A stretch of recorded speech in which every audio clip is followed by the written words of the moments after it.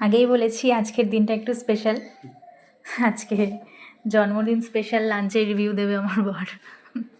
তো দেখি কি কি আজকে আছে। কোনো রিভিউ ফিভিউ হবে না, খালি খাবো আজকে। একদম। আচ্ছা নিয়ে আসো, অনেক কিছু বানিয়েছো। কি বানিয়েছি? সামান্য কিছু। বিকেল 4:30টার সময় বার্থডে লাঞ্চ করছি। হ্যাঁ, কি করব? চলে আসো, তুমি সামনে এত চলে লেট আসো। করেছো। 5 রকম ভাজা, হুম।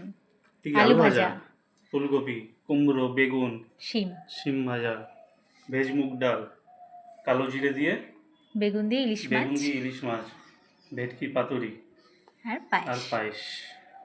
স্টার্ট করে দিও। হ্যাঁ, একদম, শুরু করো। কি আর করা যাবে বলো, তোমাদের চাকরিতে কাজের যা চাপ। বিকেল 4:30 তো বাজবেই জন্মদিনের খাবার খেতে খেতে। কাল তো ভোর করে দিলে আস্তে আস্তে।